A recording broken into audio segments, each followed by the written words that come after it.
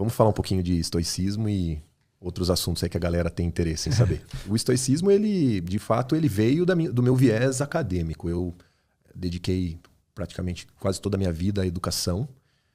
Fui professor e lecionei computação há muito tempo atrás, já desde a educação infantil. Trabalhei com educação tecnológica no ensino fundamental. Depois me graduei em análise de sistemas, que era de tecnologia, e fiz uma licenciatura em matemática. Comecei a dar mais aulas ainda voltadas a tecnologias. Toda a minha carreira foi baseada em educação e tecnologia. As empresas, inclusive, todas seguindo esse viés. De educação. De educação. E eu acho que a conexão básica que eu posso dizer com relação ao estoicismo é que a educação, ela tem como propósito que o ser humano encontre o caminho dele, que encontre a praia dele, aquilo que ele é bom para fazer, aquilo que os gregos dizem que é o despertar da sua própria natureza. Todos nós temos isso dentro de nós. E a educação é uma ferramenta para que você possa descobrir qual é a sua praia, o que você veio contribuir aqui nesse mundo. E filosofia é pensar. A gente nunca dá as respostas, a gente sempre faz as perguntas. E aí as pessoas, é óbvio, cada uma no seu tempo, tenta buscar a sua própria resposta, o seu próprio significado. Como o próprio Sócrates dizia, né? Uma vida não pensada, não examinada, não vale a pena ser vivida. Então, essa conexão que existe na minha carreira, meu propósito de vida, que é trabalhar a educação, a filosofia é algo totalmente conectado. A filosofia, ela é a mãe de todas as outras disciplinas. E pensar é algo que faz bem. Como eu sou da área de tecnologia, eu gosto de usar a ideia de sistema operacional. É como se você tivesse um sistema operacional instalado em você. É uma filosofia, é óbvio, né? É uma filosofia. E essa filosofia faz com que você busque o que de fato é importante na vida. Isso as pessoas muitas vezes não refletem. O que é importante nessa vida? Se você analisar muito bem a questão do tempo, você começa a desperdiçar o seu tempo achando coisas, distrações e coisas que muitas vezes não levam ao propósito da sua existência. E a nossa existência ela é muito curta aqui nesse mundo, né? Até é engraçado, eu costumo comentar que essa vida é como se fosse um pop-up. Se você olhar no contexto maior da existência humana, quantos seres humanos já passaram por aqui e foram grandes pessoas também, muitas delas foram grandes pessoas, mas a passagem foi um pop-up. Verdade. Apareceu e sumiu. Então, o estoicismo, ele é uma forma de clarear a sua mente, de trazer você para o que de fato é importante nessa vida. E os estoicos, eles costumam se basear principalmente no que nós chamamos de o que a natureza demanda de nós. O famoso como viver de acordo com a natureza. E qual é a nossa natureza? O que nos difere como seres humanos? O que nos difere dos animais, por exemplo, que existem? A razão. Então os estoicos sempre vão trazer esse pensamento. Nós somos seres racionais. Se isso é o que nos diferencia de todos os outros animais que existem na natureza, é porque nós temos que usar esse princípio, que é o princípio da razão. Então, viver de acordo com a natureza é viver aquilo que nós fomos feitos para viver. E um outro conceito importante é que nós somos seres sociais.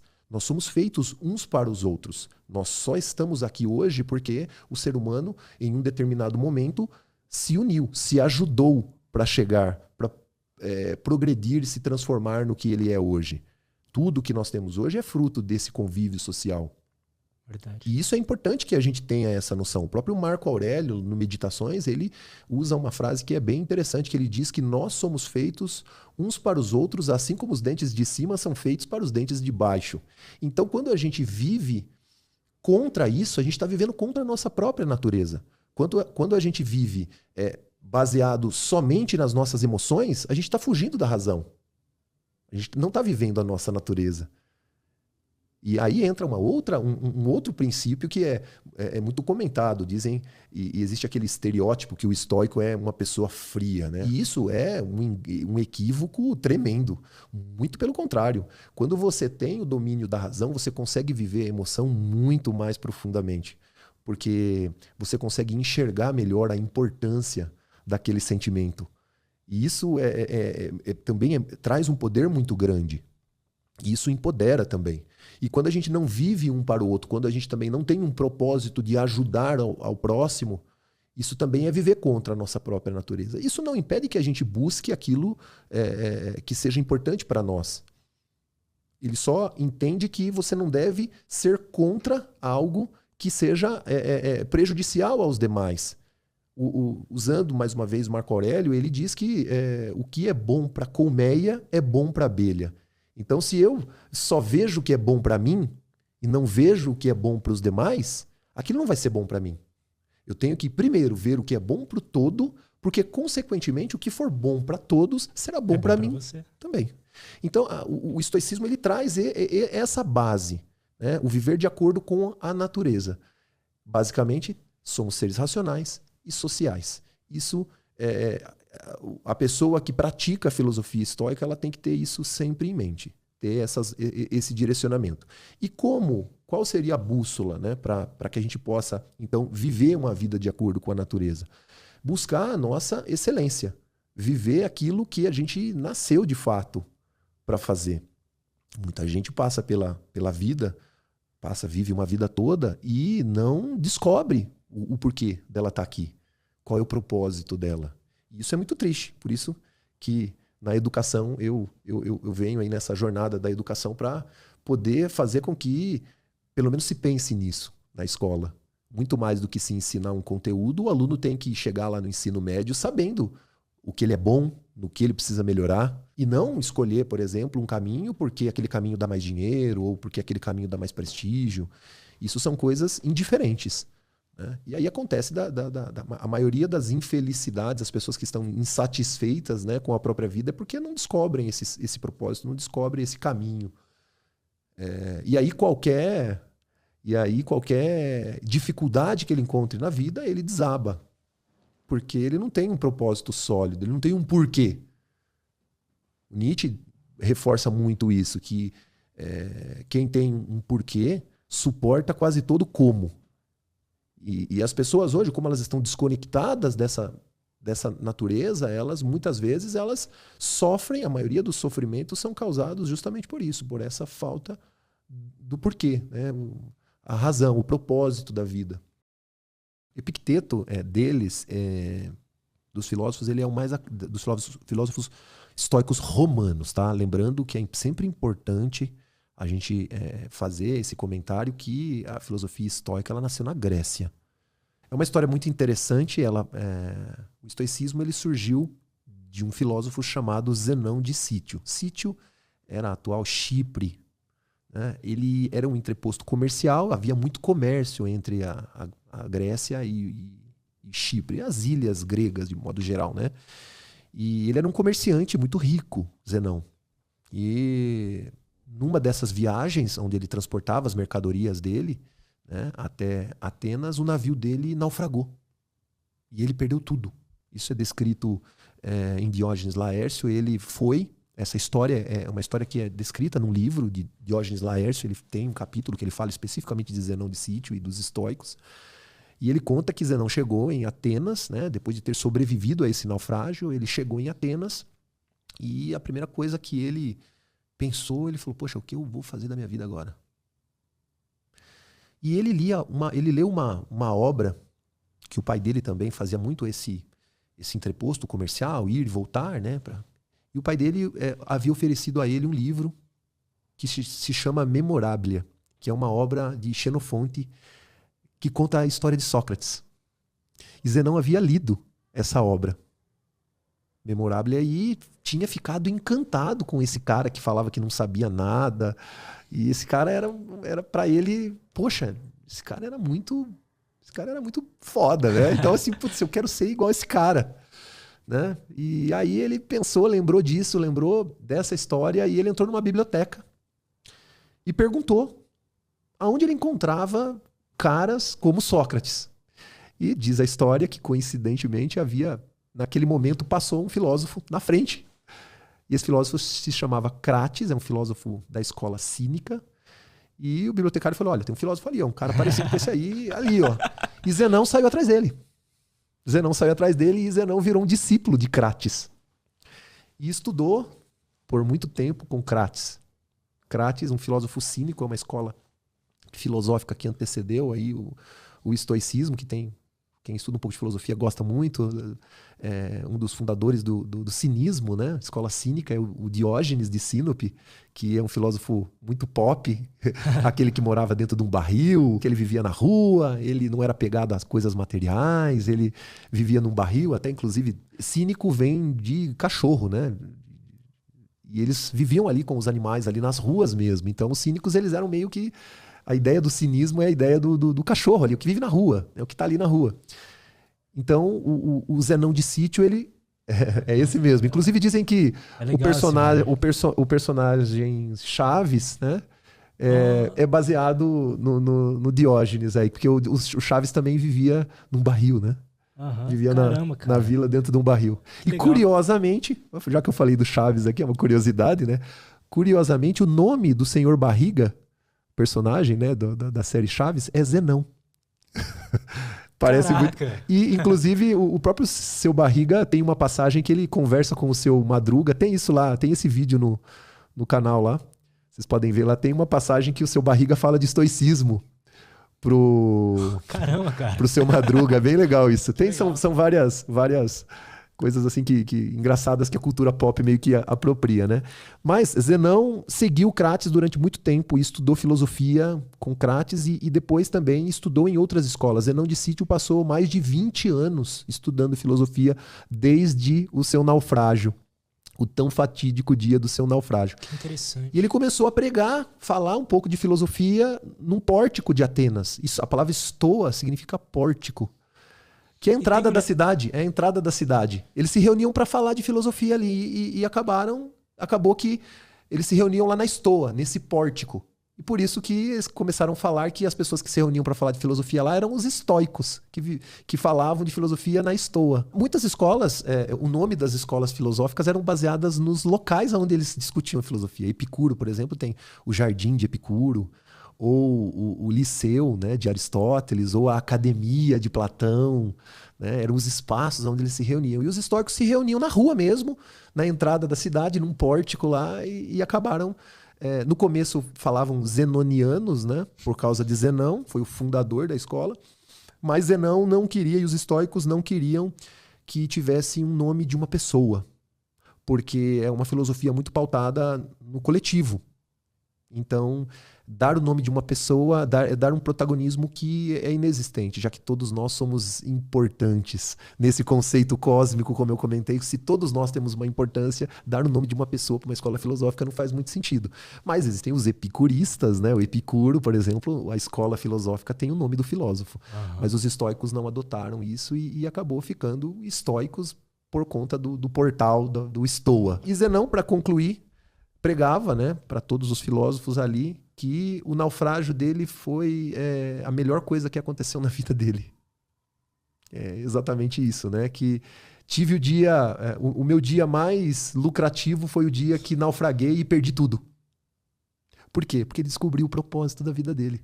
A partir do infortúnio, ele descobriu o propósito da vida dele. Que você vê hoje, 2.600 anos depois, a gente está falando dele aqui. Então, a filosofia estoica iniciou na Grécia. Então depois se sucederam outros filósofos importantes na Grécia, Cleantes, que substituiu depois Zenão e foi levando isso, Crísipo também trouxe pensamentos importantes, são filósofos gregos. Eles construíram uma escola filosófica. E as dificuldades para os estoicos, elas são oportunidades de você praticar as virtudes.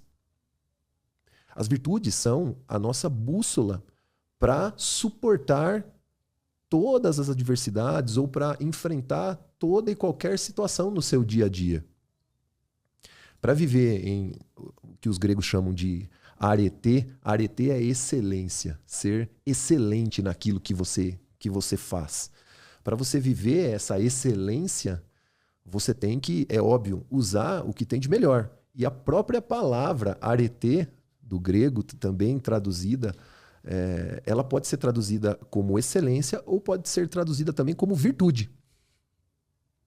E os estoicos, basicamente, eles trabalham e se aprimoram a cada dia usando 4 virtudes chamadas virtudes cardeais, que são elas a coragem, a justiça, a temperança e a sabedoria.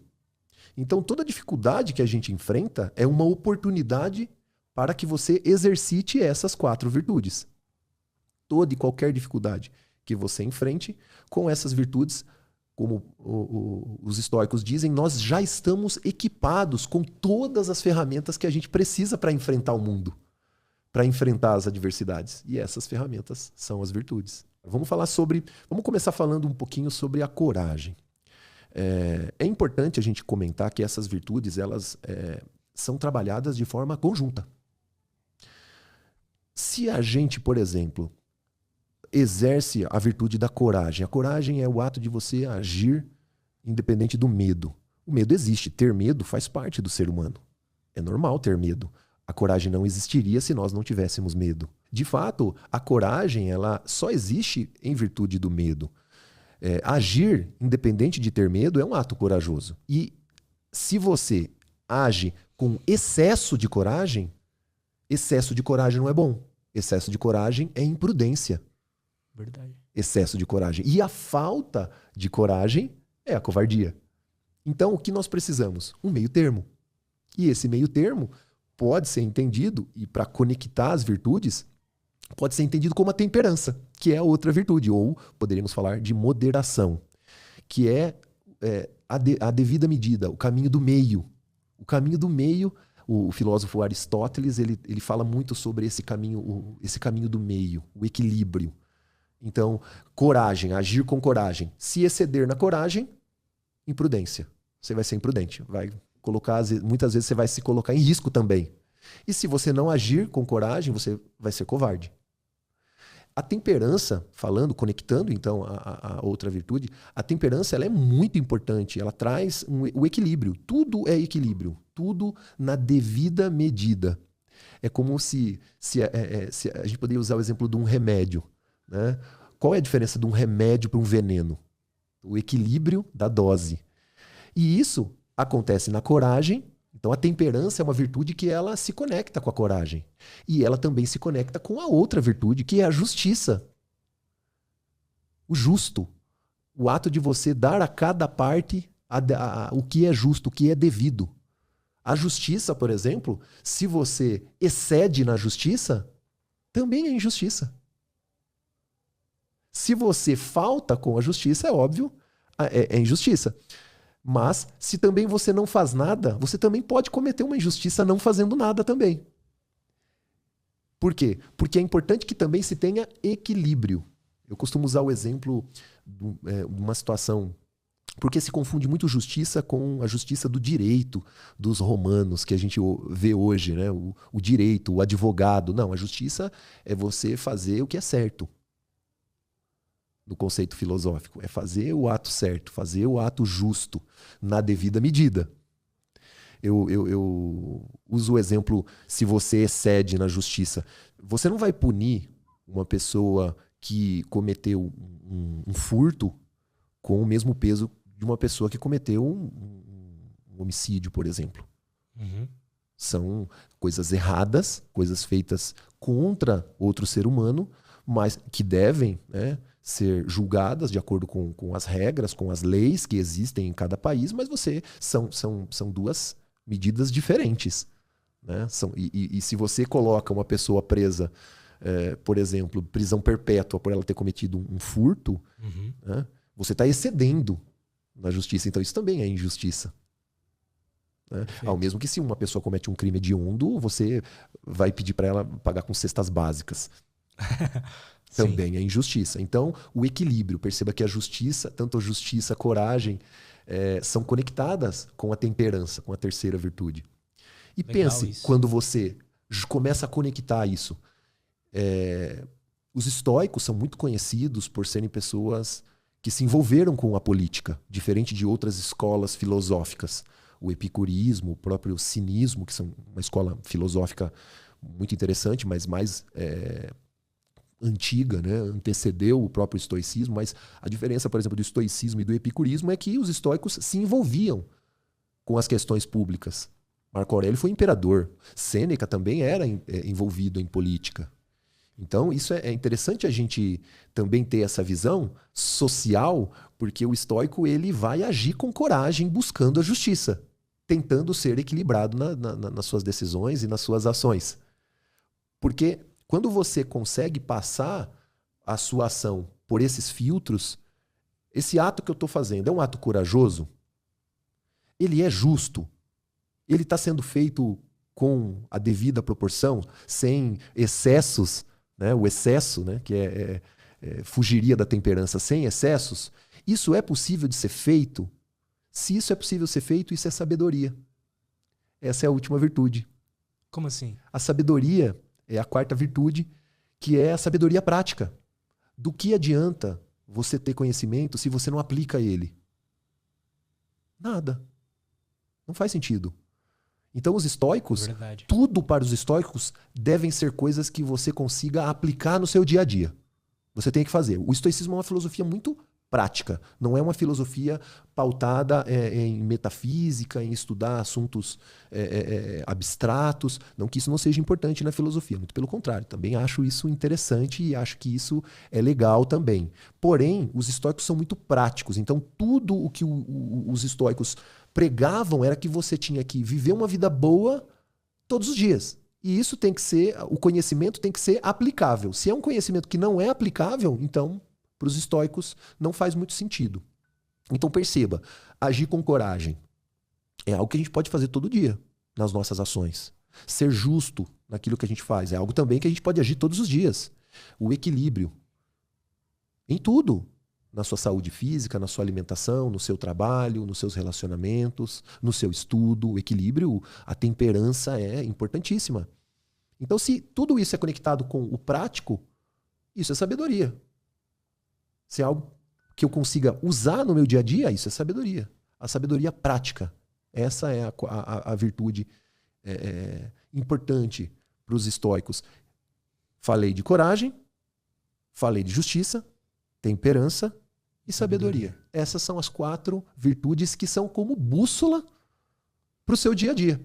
Para tudo que você faz. Em cada ato que você faz, você busque entender se você está usando essas virtudes. Independente se for algo muitas vezes positivo ou, como os estoicos gostam de dizer, para as piores situações da sua vida, perceba se você está agindo com essas virtudes.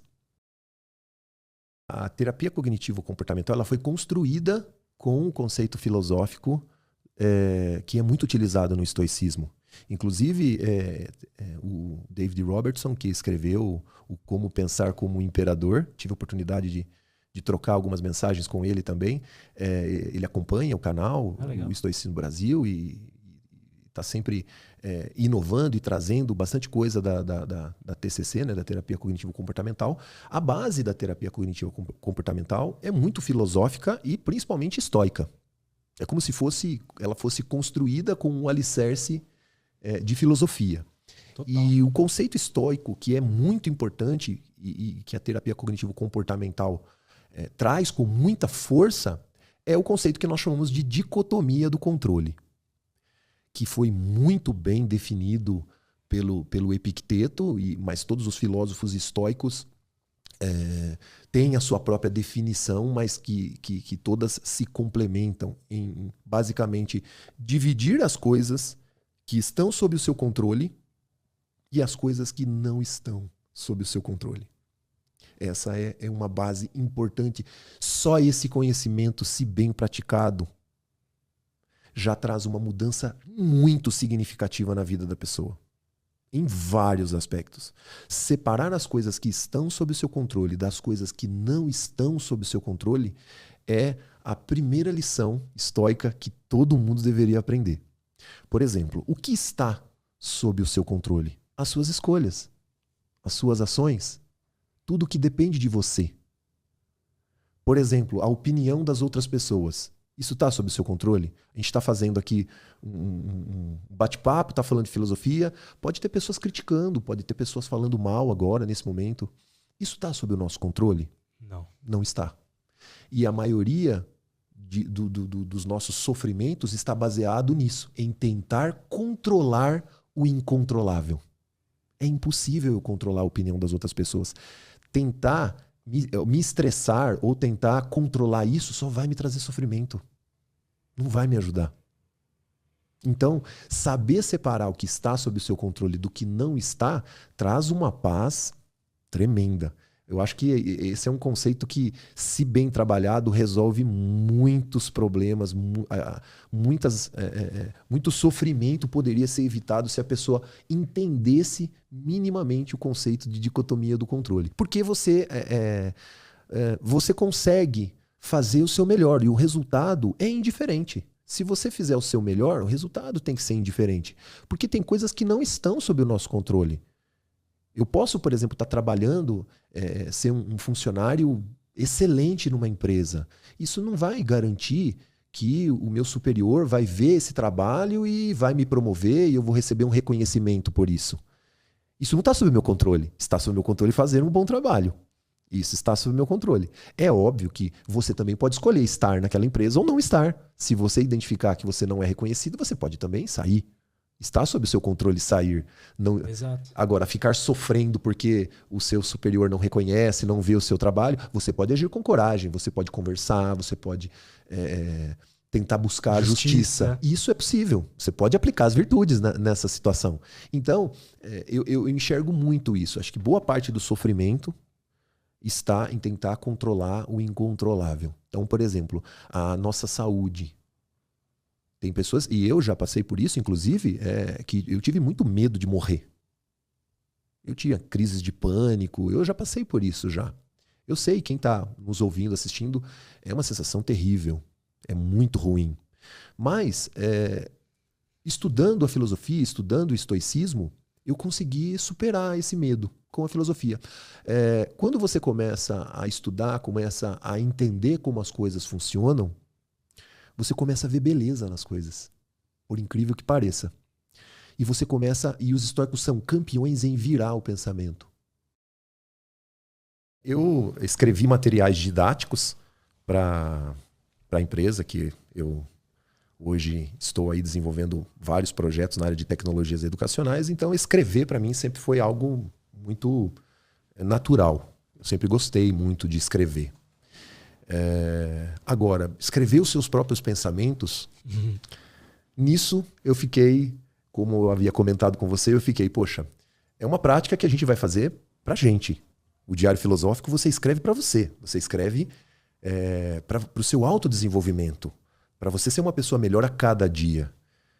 E você escrever e poder compartilhar isso com as outras pessoas foi uma decisão um pouco difícil para mim. Porque muito da nossa vida acaba sendo compartilhado nesse diário. Então, quando comecei a escrever nesse projeto, no Stoa Brasil, eu fiquei, de uma certa forma, surpreso com a grande repercussão que isso teve. Porque eu escrevo baseado naquilo que eu estudo e na minha vida, nas coisas que acontecem na minha vida, né? E é tão interessante que as pessoas se identificaram muito com isso. As pessoas começaram a notar, poxa, eu também passo por situações como essa, e esse insight, esse pensamento filosófico me faz refletir as minhas atitudes, me faz, às vezes, mudar as atitudes que eu tenho tomado. E foi muito legal eu receber eu sempre recebo esses feedbacks. Poxa, eu estou passando por uma dificuldade, eu estou passando por uma situação e esse pensamento me ajudou a clarear as ideias, a tomar uma decisão melhor. E isso é fazer o bem para as outras pessoas. Olha que interessante. Então, escrever para si mesmo e ainda assim aprender e evoluir, ter essa troca com as outras pessoas, fazendo o bem muitas vezes, para mim foi uma grande surpresa e um grande combustível, de fato, que nos últimos 2 anos eu venho praticamente diariamente, sem falhar nenhum dia. Acho que tem por volta de quase 700 posts lá, mas eu sempre digo que é uma visão muito particular. Você comentou que você tem lido obras filosóficas, principalmente meditações, né, do Marco Aurélio. Marco Aurélio escreveu meditações para ele mesmo. O próprio nome dado não é meditações. O nome correto é solilóquios. Se a gente fosse traduzir, né, para o português, que seria para mim mesmo. Olha aí, Então cara. ele escreveu para ele mesmo. E é basicamente isso que eu faço. Mas olha que interessante, a obra Meditações ela é muito poderosa. Ela tem insights, ela tem pensamentos muito poderosos, transformadores.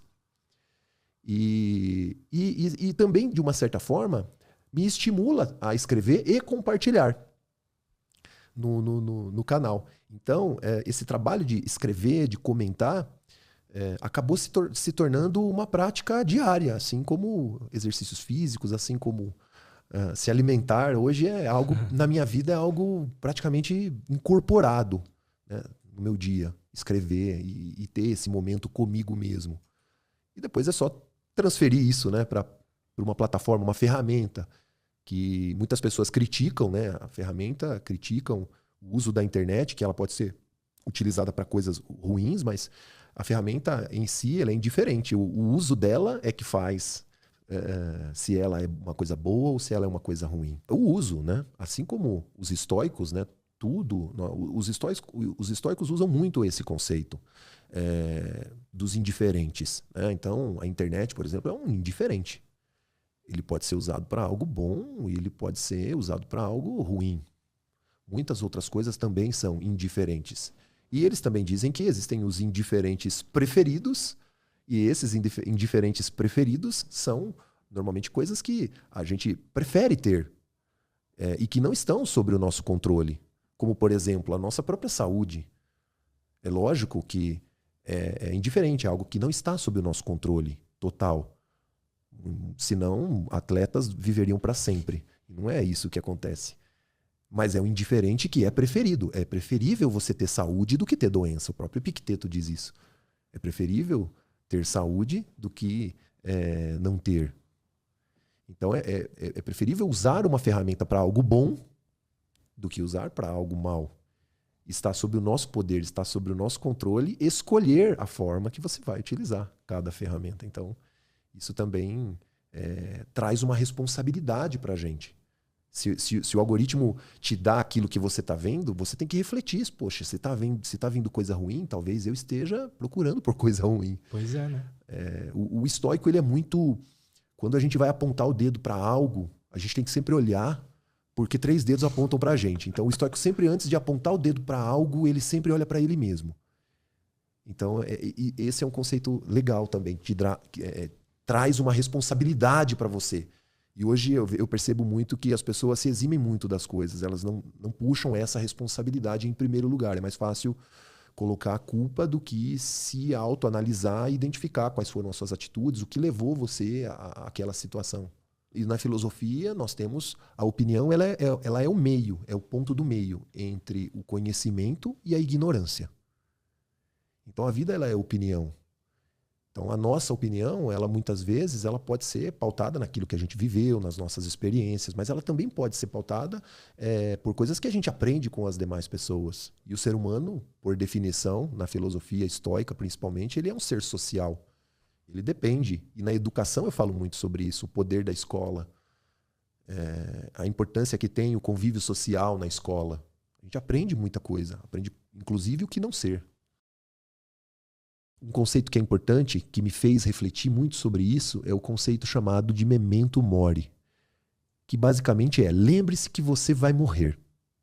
Lembre-se todos os dias que você vai morrer. Mas pode parecer até um pouco fúnebre, né? Um pouco sombrio, né? Você todo dia pensar que você vai morrer. Mas não é bem isso que os estoicos queriam. O que os estoicos queriam era que você valorizasse a sua vida. Porque a gente pode morrer a qualquer momento. Não é garantido que a gente vai viver até os 73 anos, como os homens aqui no Brasil, estatisticamente, é para viver até 73 anos. Não é uma certeza que eu vou conseguir viver até 73 anos e nem que você vai viver até 73 anos. Sim. Ninguém pode dizer isso. Esse pode ser o último podcast que a pessoa tá vendo na vida dela, por exemplo. Exatamente. Ontem pode ter sido a última vez que eu dei um beijo na minha noiva. As pessoas não pensam isso. Não dão valor. Então o estoico, ao mesmo tempo que ele quer que você lembre da sua mortalidade, ele quer que você mude o seu pensamento para dar importância para a vida. Lembre-se de viver, aproveite o seu dia, faça o seu dia ser produtivo. Ele não é mais um dia, ele pode ser o último. Então não deixe para amanhã. Isso é uma ferramenta poderosíssima para quem é procrastinador, para quem gosta sempre de deixar as coisas para amanhã. O amanhã é incerto, a gente não sabe se vai ter amanhã.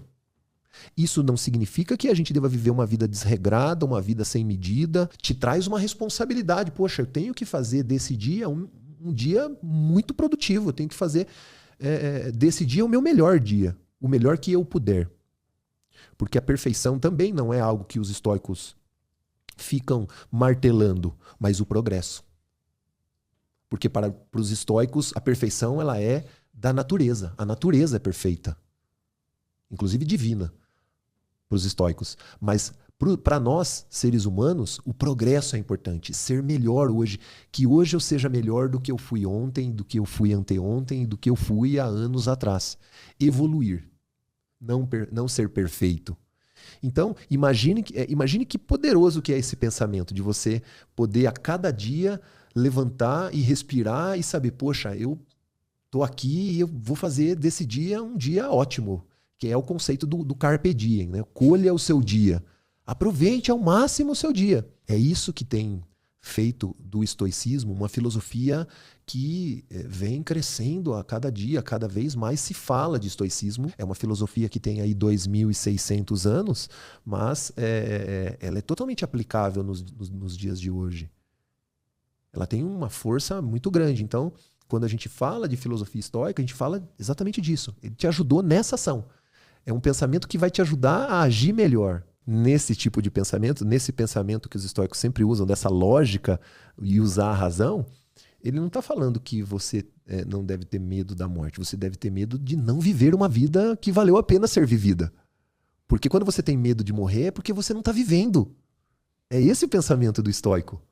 É dessa forma, você não está vivendo a sua vida na sua plenitude, no seu máximo, né?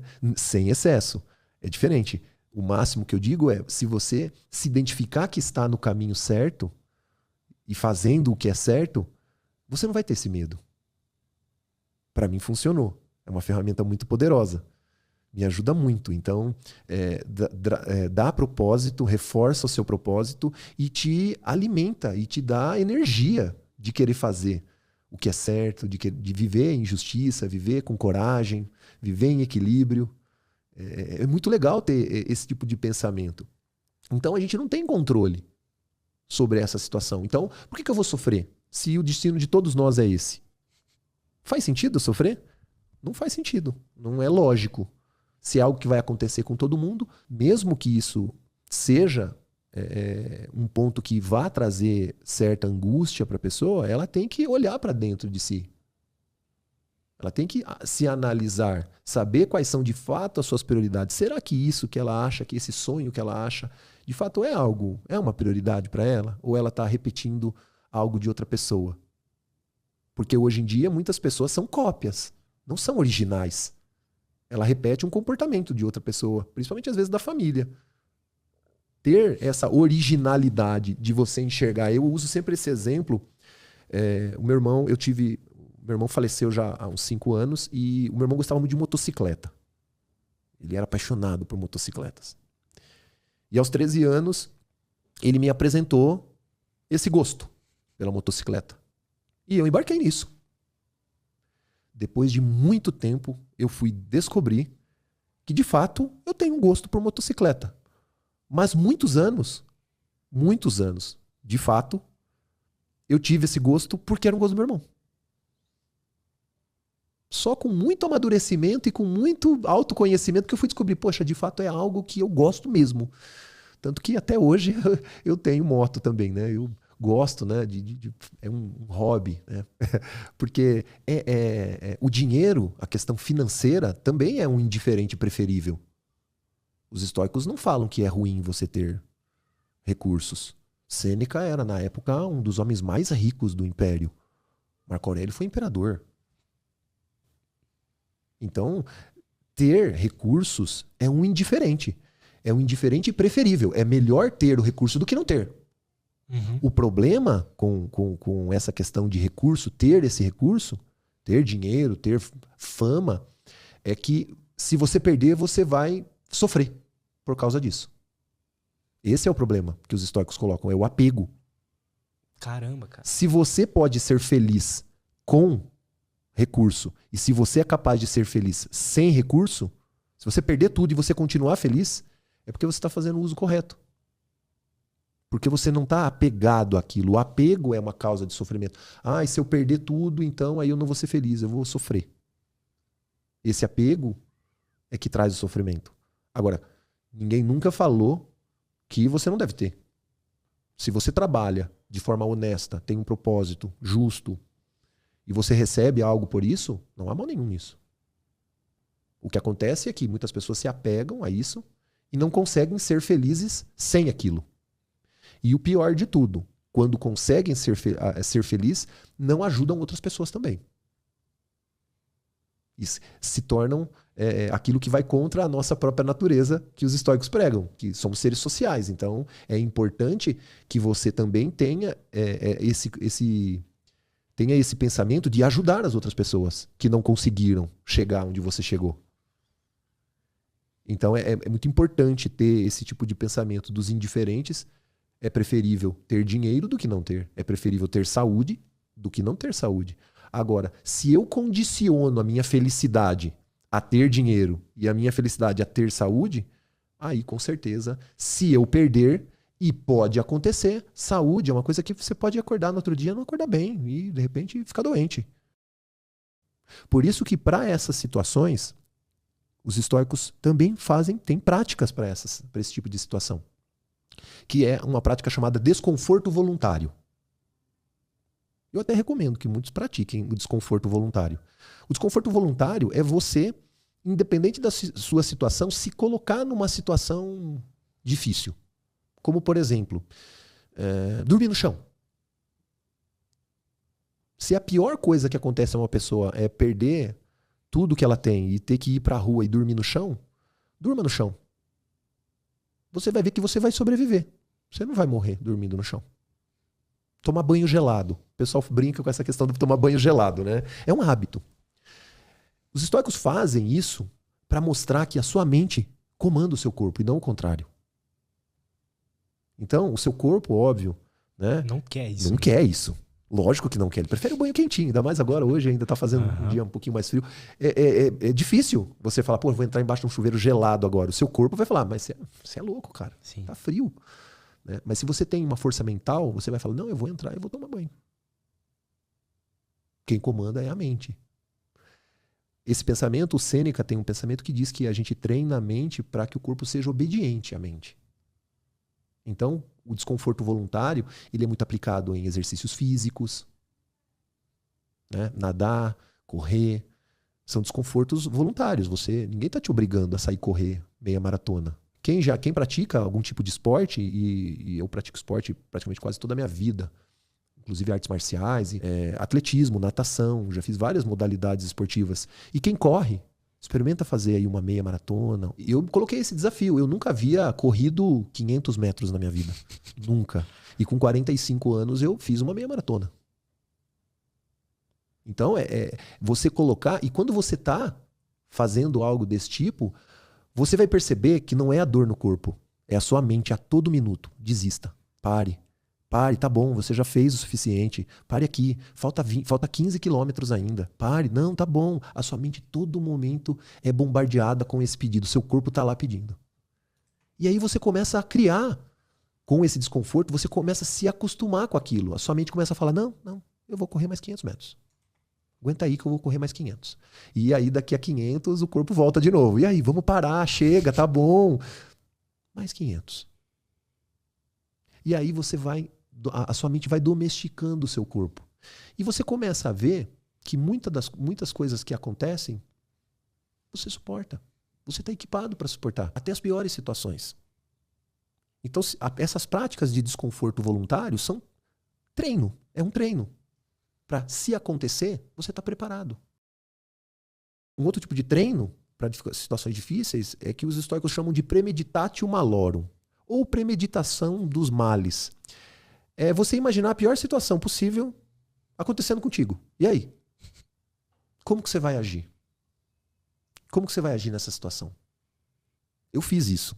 Eu fiz isso e em diversas situações, ainda faço, né? É uma prática que eu gosto bastante.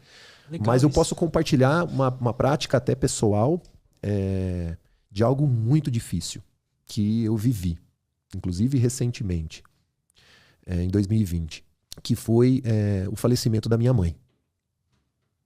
A minha mãe já estava doente, ela já havia tido um AVC muito sério e isso trouxe algumas sequelas e ela já estava acamada e com muitas dificuldades mesmo de cuidado, inclusive.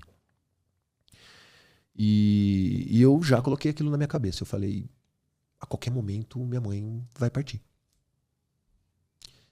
Eu coloquei aquilo na minha cabeça, a qualquer momento. A qualquer momento eu vou estar aqui, vão me ligar falando que a minha mãe faleceu. Então imagina, essa é uma situação, acho que é muito difícil para todo ser humano. Né? Eu já havia passado por isso com meu pai já faleceu já há muitos anos, já faz mais de 17 anos que meu pai faleceu, mas e isso foi devastador na minha vida. Mas com a minha mãe foi diferente, porque eu comecei a imaginar, e aí eu coloquei na minha cabeça, poxa, vão ligar para mim, porque eu estava em outra cidade e vão ligar para mim falando que a minha mãe faleceu, e aí o que eu vou fazer? Aí eu comecei a colocar no papel tudo aquilo que eu tinha que fazer. Bom, então vão me ligar, primeiro eu tenho que manter a calma e eu tenho que apoiar minhas irmãs.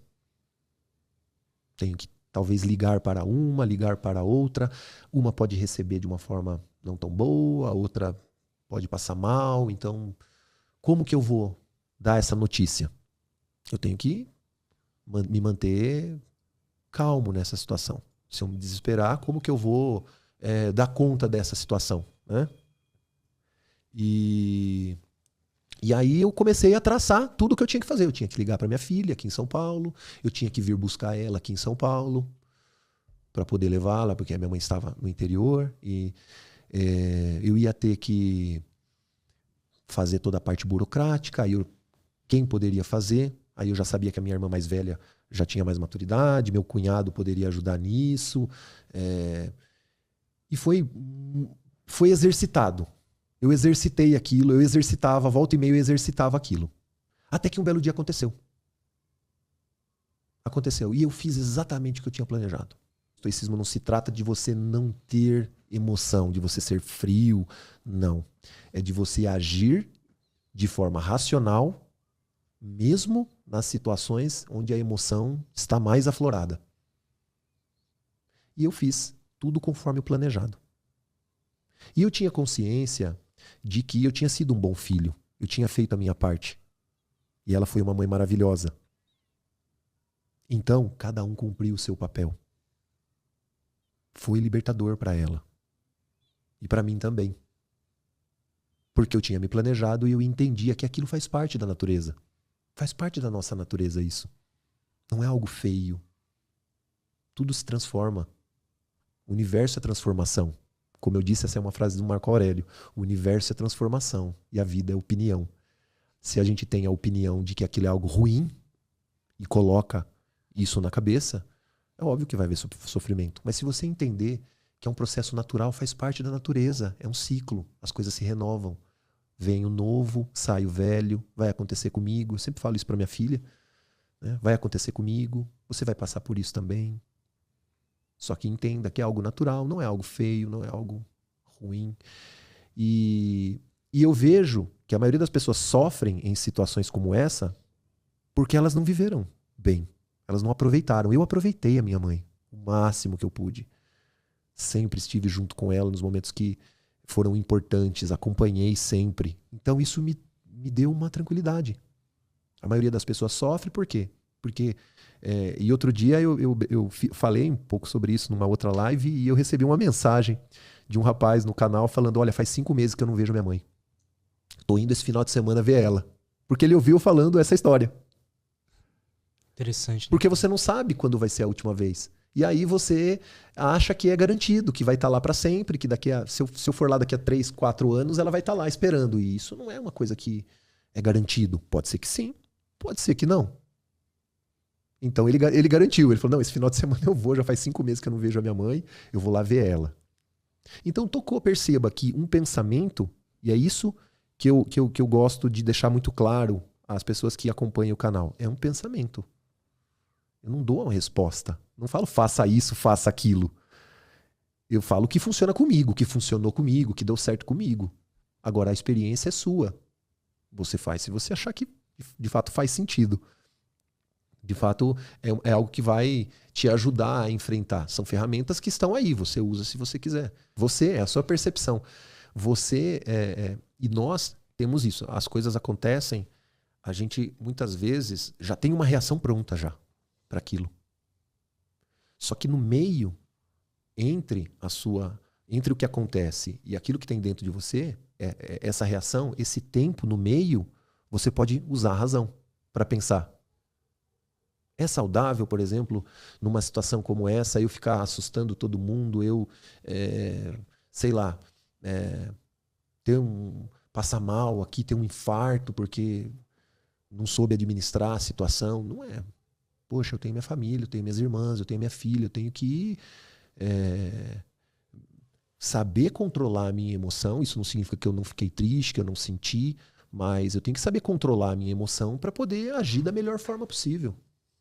Porque essas outras pessoas, de uma certa forma, vão se sentir mais amparadas se tiver alguém que esteja numa situação melhor, né? Numa situação de pensar melhor, de raciocinar melhor. E são ferramentas que estão aí que todos podem utilizar. É um conhecimento que existe já há milhares de anos e que pode ser usado em qualquer situação. Em qualquer situação. Essa visualização negativa, o premeditatio malorum, ele pode ser usado a todo momento. Você tem que pensar o positivo e tem que pensar o negativo. Por quê? Porque se der errado, você tem um plano. É racional ter um plano. O próprio Sêneca diz isso, que os infortúnios, eles batem pesado nas pessoas que são pegas de surpresa. É um pensamento também poderoso do Sêneca, porque a gente deve se preparar. Se vai acontecer ou não está sob o nosso controle. Mas estar preparado está. Perceba a dicotomia de controle sendo usada aqui. Uhum. Na prática. É como um seguro. Você paga o seguro do seu automóvel, lógico que você paga, e a gente tem aquela brincadeira, né? A gente paga seguro para não usar, né? De preferência não usar. Mas se acontecer, você tem o seguro. E isso é planejamento. É racional você ter um plano caso as coisas deem errado. Porque você vai sofrer menos. Você vai saber lidar. E o conceito de sábio para o estoico, o sábio, ele vive o que a gente chama de imperturbabilidade. Ele é imperturbável. Nada que acontece é uma surpresa para ele. Ele está preparado. Ele está preparado para tudo que acontece, seja bom ou ruim. É óbvio que o conceito de sábio, o sábio estoico, ou o sábio, é um conceito, é um ideal. Dificilmente a gente vai conseguir.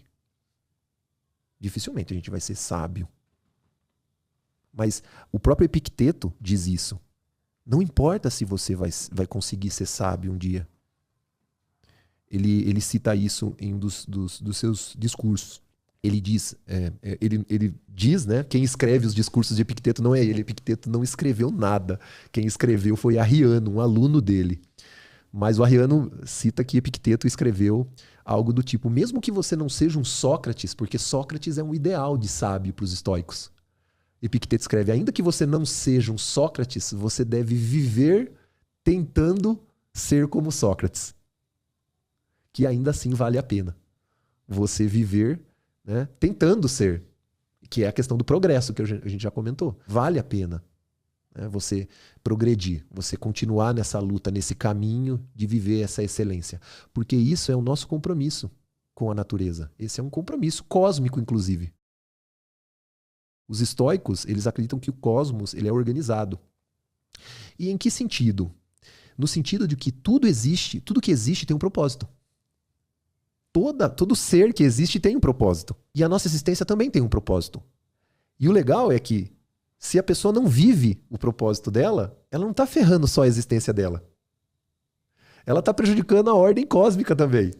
É algo muito maior. Então é um dever nosso buscar essa excelência, buscar esse propósito, em viver o máximo de que nós fomos preparados para. Porque senão, se a gente não viver, se a gente é meio egoísta, eu não tô nem aí, minha vida não tem sentido não. Para os estoicos, a sua vida tem muito sentido. A vida de cada um tem sentido e cada um vale a existência. Tem uma importância imensa. Sabe aquilo que a gente vê muito na eleição? Mas eu não vou votar porque o meu voto não vai fazer diferença. Faz sim.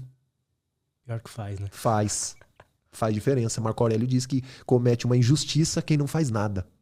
Então você, não vou votar, meu voto não faz muita diferença. Estatisticamente, não faz diferença. Então eu não vou votar. Então você está se eximindo da sua responsabilidade. Você está sendo injusto. Faz diferença sim. Então, para o estoico, cada ser humano tem o seu papel, tem a sua importância. E é nosso dever buscar essa excelência, buscar esse propósito, mesmo que a gente viva e não encontre. Vale a pena. Mesmo assim, ainda vale a pena você está cumprindo com o seu papel, que é buscar. É a base de toda a filosofia. Conhece-te a ti mesmo. Então, as pessoas, muitas pessoas não se conhecem. Eu acho que o princípio é o básico da filosofia e nessa modernidade, cada vez mais as pessoas se distanciam disso, de se conhecer bem. As pessoas tomam decisões pautadas na emoção, tomam decisões pautadas nas opiniões dos outros, vivem uma vida muitas vezes baseada na opinião dos outros. Os outros direcionam e tomam a decisão por elas. Essa falta de propósito é você vagar por aí como uma semente jogada no vento, por exemplo. Você saber quem você é, você saber o que o mundo é.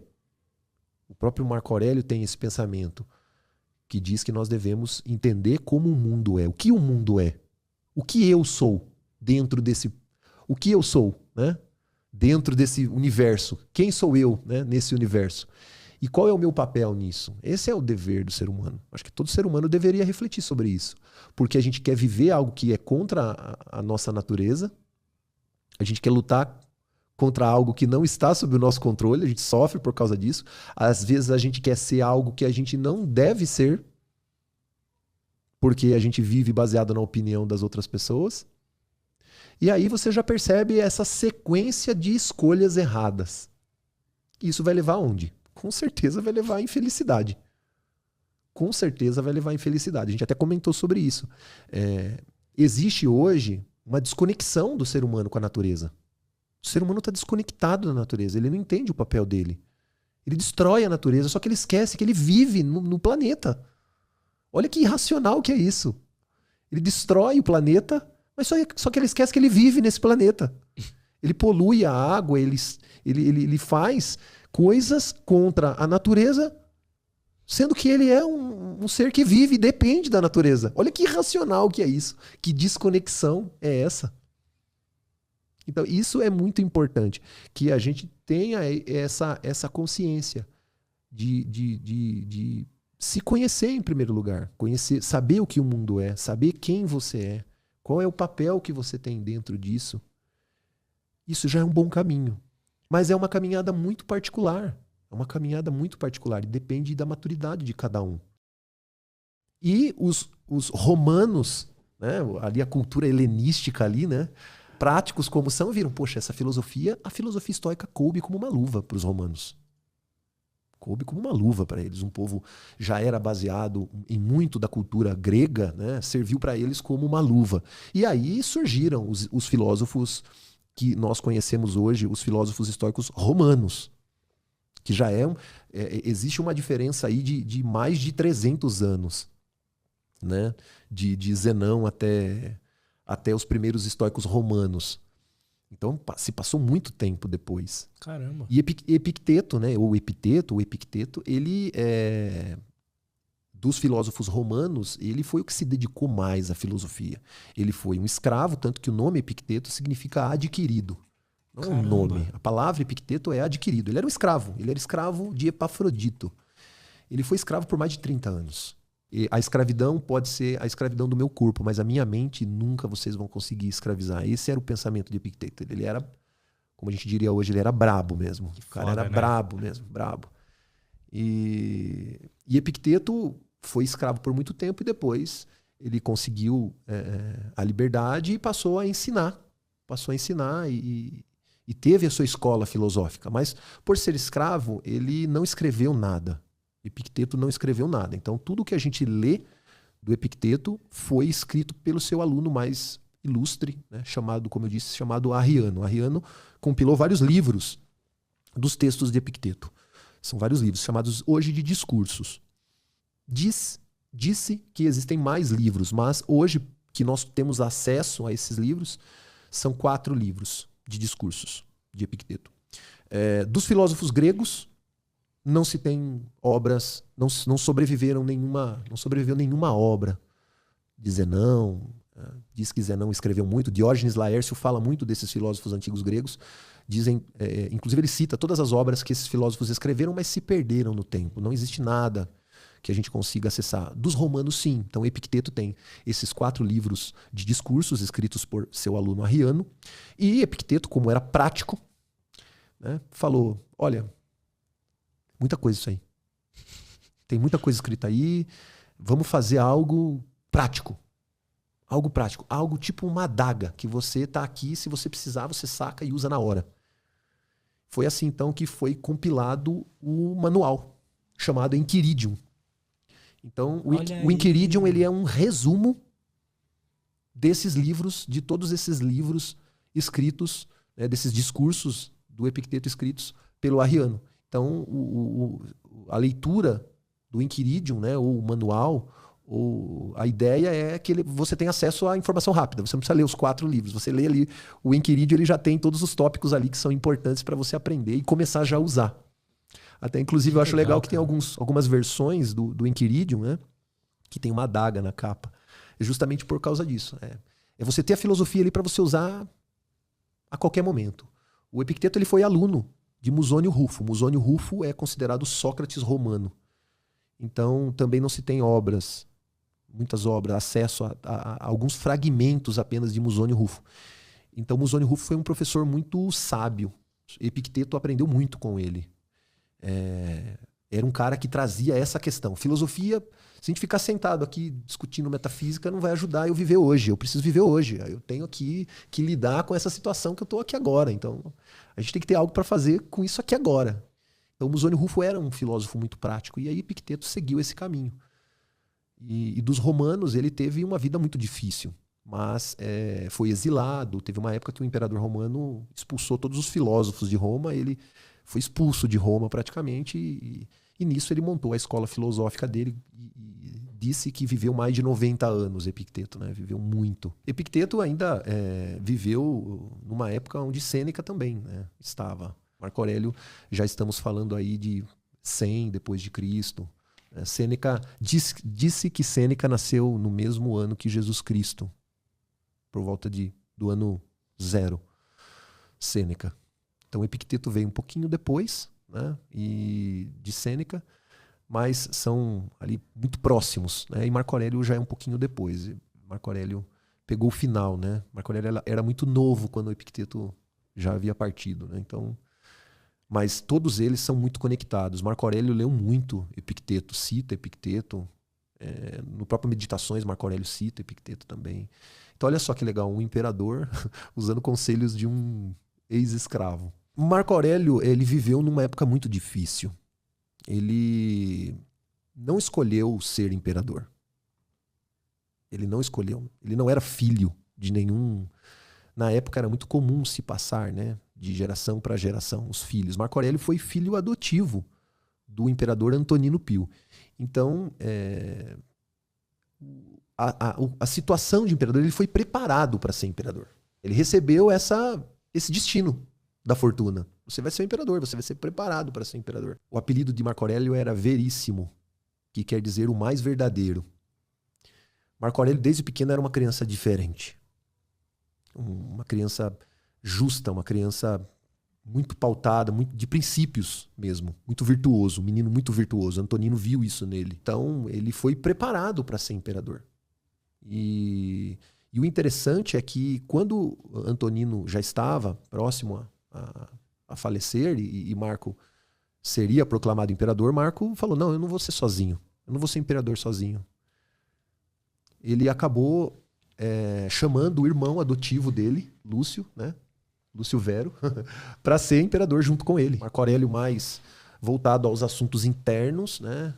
E o irmão mais a assuntos externos e campo de batalha mesmo. Depois Marco também, é óbvio, teve que assumir esse papel e passou boa parte da sua vida em campos de batalha. Tanto que o Meditações, boa parte dele foi escrito em campos de batalha. Né? Então ele estava ali escrevendo os solilóquios dele no meio da guerra ali. Então imagina o nível de consciência que é preciso, né? Numa situação de extrema pressão, você tá escrevendo, tá pensando ali numa forma boa de se viver. Uhum. Então ele de fato era uma pessoa muito diferenciada. Sente-se a sua companhia, né? Fique com você mesmo e reveja as suas ações do dia. Como foram as suas ações durante o dia? Elas foram virtuosas? O que você poderia ter feito diferente? O que você poderia ter feito melhor? Reflita sobre isso no final do dia. E aí no próximo dia tente ser um ser humano melhor. Tente não repetir os mesmos erros. Agora, são ideais também. As pessoas se frustram muitas vezes porque elas não conseguem ser consistentes com elas mesmas. Ser consistente consigo mesmo não significa que você não vai cometer deslizes. Existem até muitas pessoas que criticam o próprio Sêneca, dizendo que ele não praticava aquilo que ele escrevia. Só que o próprio Sêneca disse, eu não sou um sábio.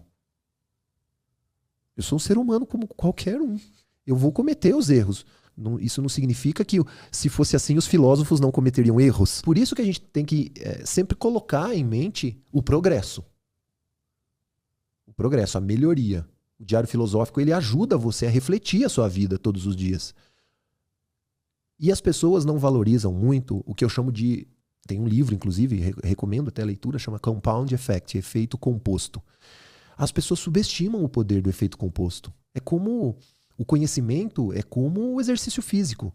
Se você começa a fazer academia hoje, você vai olhar no espelho hoje, não mudou nada. Se você vai uma semana, não vai mudar nada. Você vai olhar aquilo e vai falar, poxa, não está mudando nada. Ou se mudou, mudou muito pouco, é quase que imperceptível. Se você tiver uma balança lá, você perde um pouquinho de peso e tal. Às vezes a mudança é imperceptível, você nem nota. E aí as pessoas, não está dando resultado. Aí a pessoa desiste. Mas se ela persistir, se ela fosse consistente, tudo bem, poxa, hoje eu não acordei bem, não vou. Amanhã eu vou. Aí retoma e vai. Vai ter dias que você não vai estar motivado aí. Mas começa a substituir a sua motivação pela disciplina de ir. Não, eu vou. Mesmo sem vontade. Por quê? Porque isso é racional, isso vai fazer bem pra mim. O exercício vai fazer bem pra mim. Então eu vou. Mesmo sem vontade, eu vou. Vou manter a disciplina. Faça um mês. Faça 2. Faça 1 ano. Eu tenho certeza que você vai ver diferença. O efeito composto é isso. É você ficar um pouquinho melhor a cada dia. Se você for consistente, em 365 dias, você vai ser 365 vezes melhor. Em 10 anos, você vai ser 3.650 vezes melhor. Só que as pessoas não têm paciência para isso. Hoje existe uma cultura muito do imediatismo. Eu quero para agora. Nem tudo a gente vai conseguir mudar para agora. Você tem que dar um tempo para isso. Todo mundo hoje em dia quer o atalho, mas o atalho, ele engana. Ele engana. Por quê? Porque a pessoa, às vezes, quando usa o atalho, a mudança não é consistente. Ela não dura. Ela não dura. E resultados muito rápidos, às vezes, são metas inatingíveis. E a gente se frustra se a gente não atinge. Então, a pessoa quer fazer exercício físico, ela quer emagrecer 10 quilos em 15 dias. Ela coloca uma meta absurda. Aí, depois de 15 dias, ela olha lá, emagreceu 1 quilo. Teve um custo. Aham. Depois de um mês, ela já engordou tudo de novo. Pois é. Já recuperou. Não é mais fácil você fazer um plano que seja viável? Eu vou perder, então, 10 quilos num ano. E vou manter a consistência. Vou continuar fazendo. Vou melhorar minha alimentação. Vou fazer tudo o que está sob meu controle. Vou melhorar minha alimentação, vou melhorar meu sono, vou praticar as atividades físicas com regularidade. Vou evitar os excessos. Ela vai ver que daqui a um ano ela conseguiu. E às vezes até muito mais do que ela tinha planejado. Então, o efeito composto, ele pode ser aplicado a tudo. A exercício físico, a autoconhecimento. Então imagina, esse projeto que eu estou do Estoa Brasil, do Estoicismo Brasil, eu estou há um pouco mais de 2 anos, né? 2 anos e 3 meses escrevendo e publicando quase todos os dias. Olha só, a pessoa que eu era há 2 anos e 3 meses atrás, hoje eu sou uma pessoa bem diferente. É legal que as pessoas que convivem comigo notam essa mudança. Elas percebem essa diferença. A gente não faz esperando reconhecimento. Isso não é estoico, fazer esperando reconhecimento. A gente faz porque é certo fazer. Então, se há algum reconhecimento nessa melhoria, ok. Marco Aurélio diz, receba sem orgulho, deixe ir sem apego. Então, se alguém fala, poxa, você evoluiu, hoje você está melhor nisso, nisso e nisso. Ok, obrigado. Receba sem orgulho, deixe aí sem apego. Estou fazendo porque é o certo fazer. Se ninguém falar nada também, vou continuar fazendo. Se não tivesse seguidor, continuaria fazendo. Da mesma forma. Porque é o certo. E isso também é um pensamento do Marco Aurélio, né? Faço o que é certo, o resto não importa. Se vier reconhecimento, não está sob meu controle. Fazer o que é certo está. Você fez o seu melhor? Eu me dedico, estudo, leio, escrevo, tenho cuidado no conteúdo que eu produzo. Se aquilo vai ter X curtidas ou um alcance Y, para mim é indiferente. Porque se uma pessoa ler aquilo e aquilo ajudar ela naquele dia, além de já ter me ajudado nesse processo de autoconhecimento, já valeu a pena. Já valeu a pena. E eu fico muito feliz, recebo, né, sem orgulho, né, mas fico feliz em ter muitas pessoas terem reportado que tem as ajudado a pensar melhor, a agir melhor, houve uma melhora. Porque esse é o propósito do filósofo. O propósito do filósofo não é falar, olha, viva desse jeito, viva assim. Se você viver baseado naquilo que eu estou falando, você não está vivendo a sua vida, você está vivendo a minha. Nietzsche fala isso. Então, o meu trabalho como filósofo é deixar um pensamento. Às vezes o pensamento vai passar por você e você não vai dar tanta importância. Às vezes você vai pegar aquilo e aquilo vai bater forte em você. Sim. Às vezes as pessoas escrevem nos comentários, nossa, essa foi direto, essa bateu direto. Exato. O filósofo ele tem que causar. Às vezes o pensamento dele tem que causar um incômodo na pessoa para que ela reflita, para que ela pare, poxa, preciso pensar nisso. Mas a decisão e a ação é sempre muito particular. Né? Os estoicos, eles têm eles falam, eles contam uma situação que é bem aplicável a isso, né? Que é a história do arqueiro. O arqueiro, ele coloca a flecha no arco, ele alonga, ele mira, ele faz tudo que está sob o controle dele. Mas a partir do momento que ele soltou a flecha, aquilo não está mais sob o controle dele. Se vai atingir o alvo, se não vai, se o vento, se vai atrapalhar. Não está sob. Você fez seu melhor. E entregou aquilo. Resultado, indiferente. Se acertar ou não, é indiferente. Mas confesso que para mim, os feedbacks têm sido muito positivos. Tem feito muitas pessoas refletirem sobre as suas ações, sobre as suas atitudes. E é aplicável na vida, é aplicável no trabalho. Eu uso muito no trabalho. Na minha sala, eu tenho os quadros lá na minha sala das quatro virtudes. Às vezes um colaborador quer tomar um conselho meu, eu pergunto, e aí, nessa sua decisão? Está sendo corajoso nessa tua decisão? Está sendo justo? É uma decisão equilibrada? Dá para aplicar na prática? Dá, então vai. O resultado, a gente vai ver lá na frente. Mas vai. Se passar nesses quatro filtros aí, já é um bom caminho. Uhum. É óbvio que o resultado é indiferente, mas é importante que a gente tenha essa consciência. Durante a história, o estoicismo sempre floresceu nos tempos difíceis. E nós estamos vivendo tempos difíceis. Então é uma época onde ele é uma ferramenta muito útil para a gente poder enfrentar as adversidades. E o estoicismo traz um pensamento muito poderoso. Isso é algo que eu carrego, acho que a minha frase estoica mais poderosa, aquela que me dá mais força de fato, é uma frase do Marco Aurélio que diz que o fogo ardente faz luz e chama e brilho de tudo aquilo que é jogado nele. Esse pensamento é muito poderoso, porque ele mostra que tudo que a gente vive, tudo que a gente passa, pode ser usado como uma oportunidade para o seu propósito, para você atingir o seu objetivo, para você evoluir.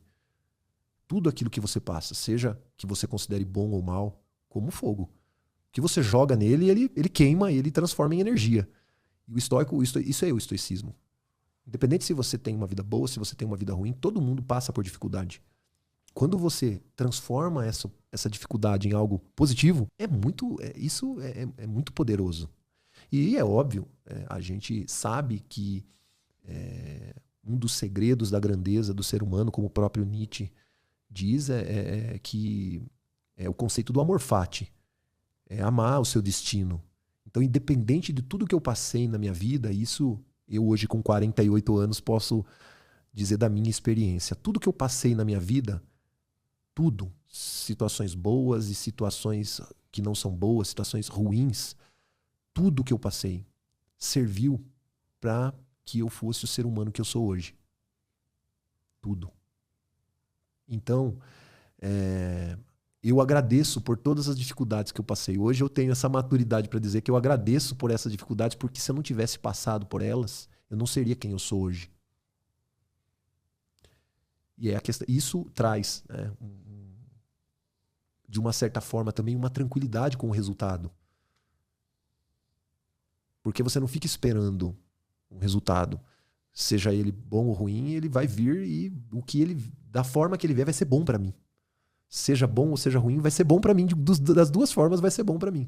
Porque eu vou poder me exercitar e ser um ser humano melhor. Então isso é a fórmula, como o próprio Nietzsche, muitos anos depois, milhares de anos depois, reforça dos estoicos, que essa é a fórmula da grandeza humana, o amor fati.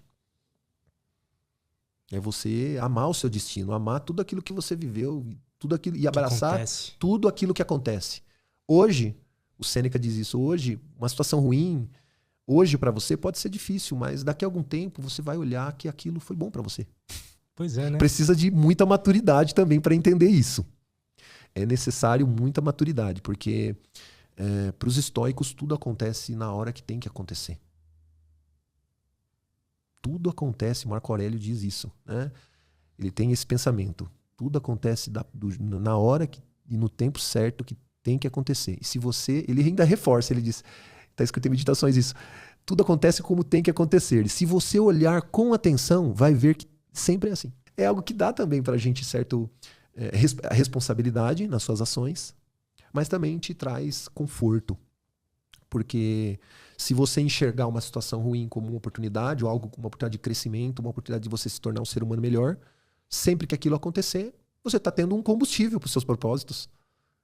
É a questão da chama mesmo, né? Então, isso faz parte, né, de um pensamento que hoje, né, a filosofia estoica ela ganha essa repercussão, ela ganha esse holofote, porque a gente vive, de fato, tempos difíceis, a gente passa por mais que a gente esteja aqui há muitos milhares de anos dos estoicos fundadores, né, os problemas do homem sempre são os mesmos. A má administração do tempo, o medo da morte, as dificuldades, os desafios que a gente enfrenta. As ferramentas que eles desenvolveram servem para a gente praticar, exercitar isso. E eu, é óbvio, recomendo a todos aí que experimentem. Experimentem. Epicteto, ele tem uma obra incrível. Ele era um professor. Diferente de Sêneca e de Marco Aurélio, eles não eram professores. Epicteto era professor. Então ele tem uma didática, uma forma de explicar os conceitos que o Arriano tentou condensar ali quando ele copiou os discursos. Então, não é uma linguagem muito acessível. Você precisa de um certo amadurecimento para ler. O Enchiridion, né, o manual, como é um livro curto, é um livro pequeno, ele traz uma certa facilidade. Então, se a pessoa quiser aprender com uma obra legal, existem algumas interpretações do próprio Enchiridion mais atualizadas, numa linguagem mais atualizada. Tem uma que eu acho muito legal, que eu recomendo, é o Manual da Boa Vida. Inclusive, é uma versão, né, que traz uma linguagem mais fácil para compreender. É uma boa indicação de leitura inicial, o Manual da Boa Vida. O Sêneca, ele adorava escrever cartas. Sêneca amava escrever cartas.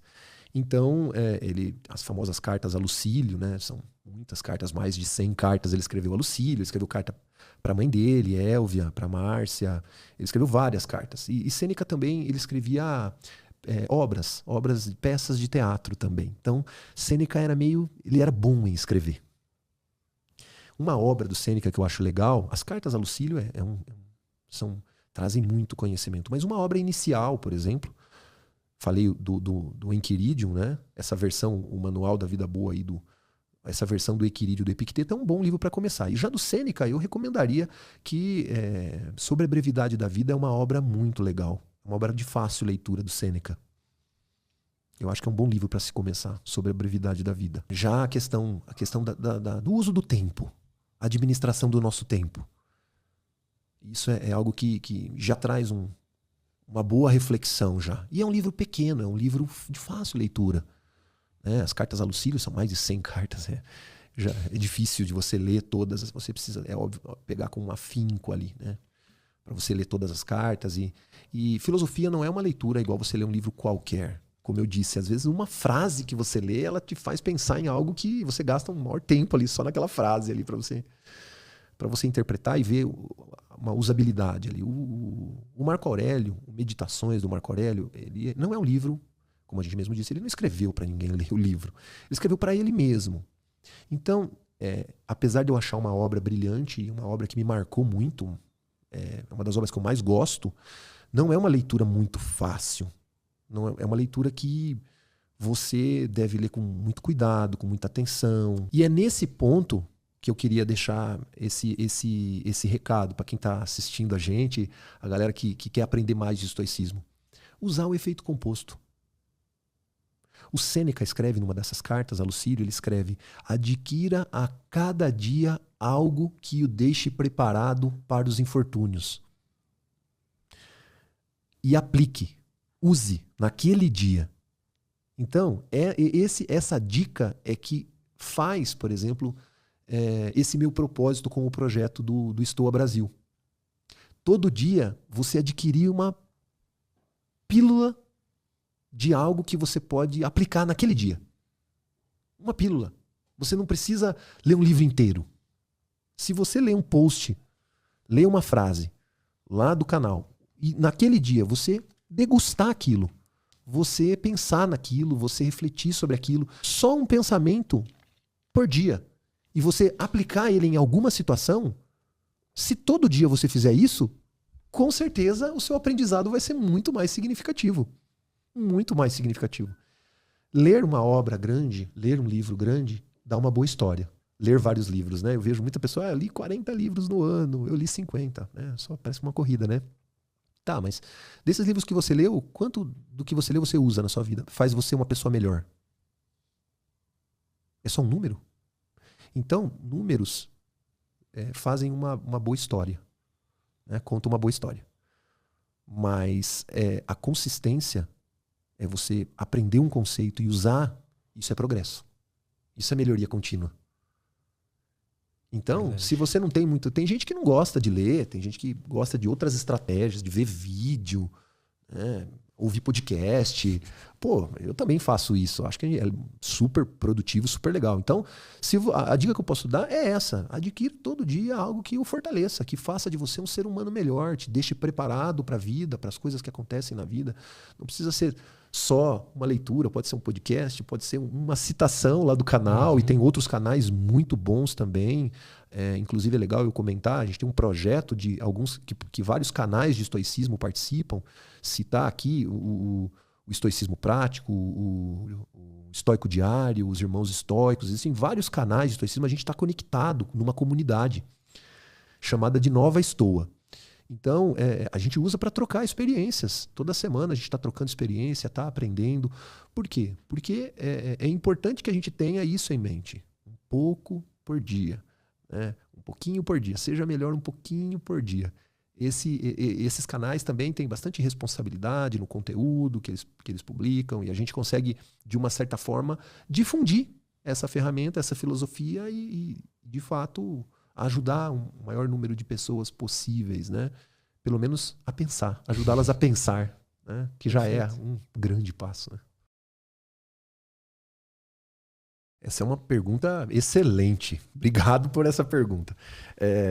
Deus para os estoicos eles são panteístas. O que é o panteísmo? Os estoicos consideram a natureza como Deus. O Deus dos estoicos não é uma pessoa, não é uma figura humana, como muitas, inclusive, religiões pregam. Para os estoicos, Deus é a natureza. Então, a perfeição da natureza. E quando a gente começa a entrar nesse viés mais voltado à divindade para os estoicos, é importante que isso também embasa muito das atitudes dos estoicos. Como eu disse, a gente estava falando muito, eu falei bastante aqui sobre a perfeição da natureza. Então, se a morte é algo que faz parte da natureza, ela é perfeita. Ela existe porque tem um propósito. Isso é muito legal também. Perceba realmente que o estoico pensou nisso. Então, os estoicos são panteístas e monistas, ou seja, existe apenas uma unidade central, né? E essa é a natureza. Por isso que é tão importante viver de acordo com a nossa natureza. Porque se a natureza nos projetou para ser racionais e sociais, é isso que o ser humano, é esse caminho que o ser humano deve seguir. Então acho que é bem legal entender esse conceito estoico da natureza, do panteísmo. Porque o cosmos, os estoicos, eles falam muito do cosmos. O cosmos é o universo de forma geral. Ele é organizado, ele é perfeito. Existe a regra, a gravidade tem que ser, aqui na Terra a gravidade é tanto, a água é um elemento que é dessa forma, tudo é perfeito na natureza. Essa perfeição divina, né? Essa beleza que os estoicos consideram como Deus, essa beleza, essa perfeição divina, a razão, tudo tem um motivo, tem um propósito, tem uma ordem para acontecer. Isso de fato é importante ter esse conceito. Agora, muitas pessoas também buscam esse entendimento para falar assim, mas eu posso ser cristão e ser estoico? Sempre fazem essa pergunta também, de envolver filosofia e religião.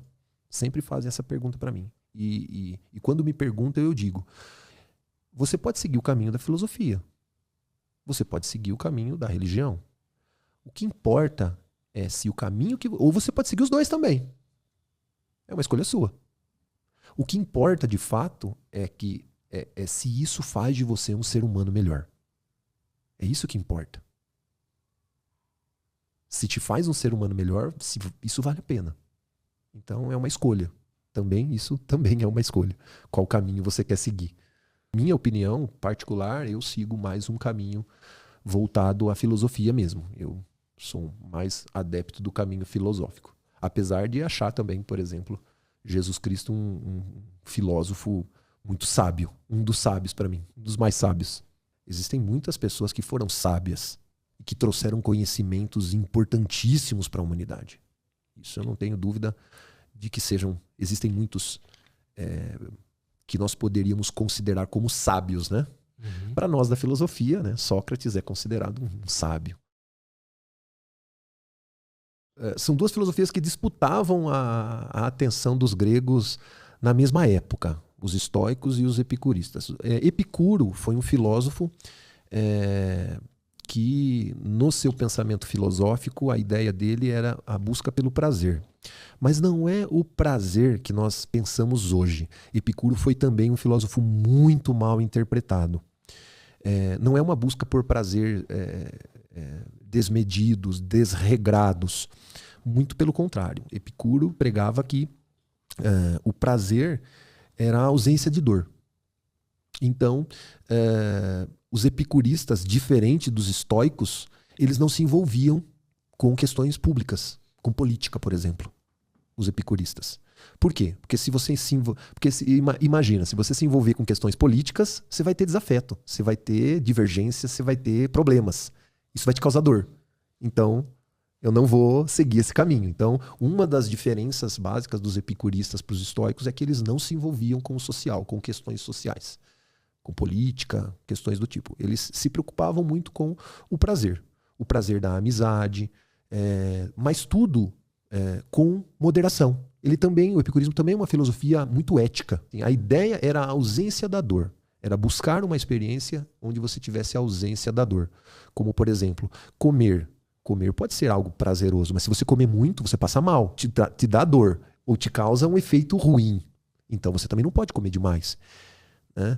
E Epicuro, ele se reunia, né, no famoso jardim de Epicuro, e dizem que eles eram muito comedidos na alimentação, eles eram também muito voltados a questões éticas também, tanto quanto os estoicos. Tanto que, só para fazer uma reparação aqui com relação aos epicuristas, né, porque muitos falam de Epicuro, o prazer, a busca pelo prazer e tal, e Sêneca admirava muito os epicuristas. Nas cartas a Lucílio, Sêneca deve falar mais de 70 vezes dos epicuristas.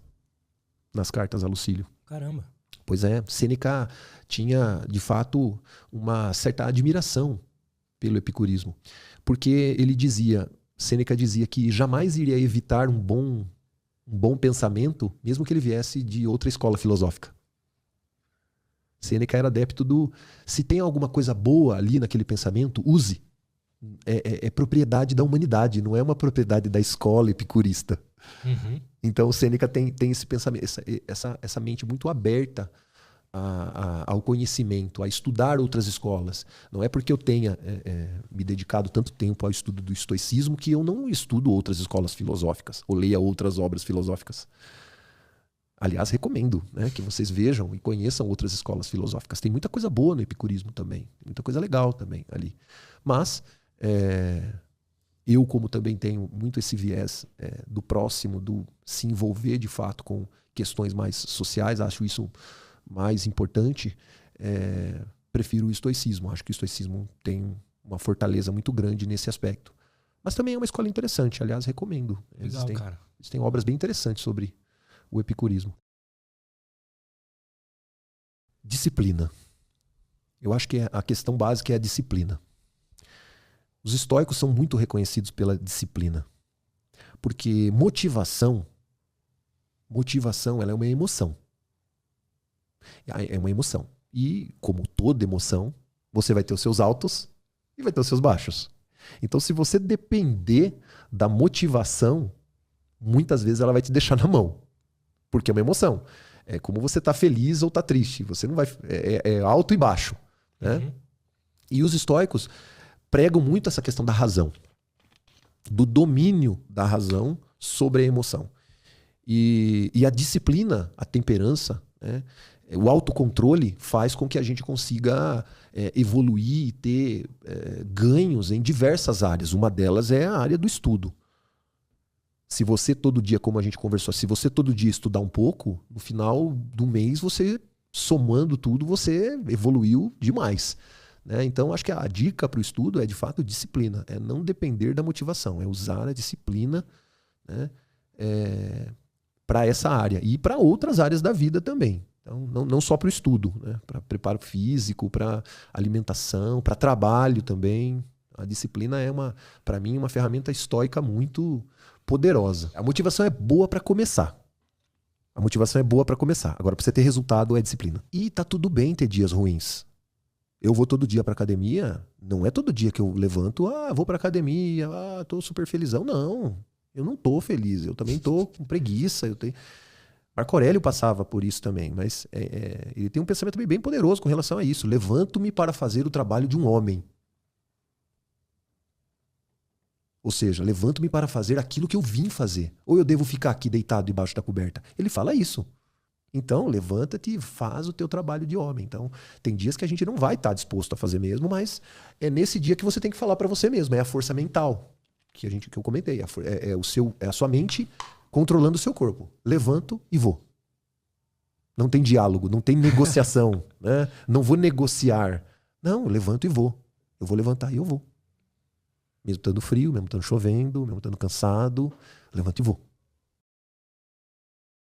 Você pautar a sua vida na opinião das outras pessoas é uma fonte inesgotável de sofrimento. Então, você tem que tratar isso com indiferença. Indiferença. É óbvio que todo dia você vai encontrar com pessoas... Eu gosto... Esse pensamento do Marco Aurélio, ele fica no livro 2, no primeiro parágrafo do livro 2. Né? Ele vira até um meme, assim, se a gente for pensar, porque ele já fala de cara, né? Ao levantar pela manhã, prepare-se para encarar o injusto, o ingrato, o invejoso. Já se prepare. Já se prepare todo dia. Ao se levantar, já se prepare que você vai encontrar, como diriam os racionais, né? Você vai encontrar com uma pessoa que vai testar a sua fé. Né? Você vai encontrar uma pessoa que vai testar a sua fé. Mas, o que muitas pessoas não leem, a gente só lê essa primeira parte, né? Prepare-se todo dia quando se levantar para encontrar uma pessoa assim, pessoas que vão testar a sua fé, certo? Só que Marco Aurélio completa esse pensamento falando o seguinte: essas pessoas são da mesma natureza que a sua. Não de sangue às vezes, mas são da mesma natureza.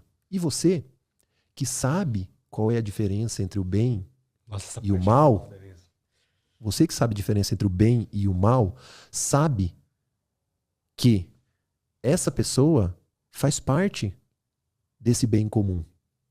E que desejar o mal a ela é contra a natureza. E aí ele complementa. Nós somos feitos uns para os outros. E é aí que ele coloca a frase que eu comentei. Nós somos feitos uns para os outros, assim como os dentes de cima são feitos para os dentes de baixo. Então, tolerar isso faz parte da sua natureza. Você saber viver com isso. Porque para os estoicos, e eles pegaram esse conceito socrático, que Platão também reforça isso, para os estoicos, as pessoas cometem o mal por ignorância. Porque elas não sabem o que é o bom e o que é o mal.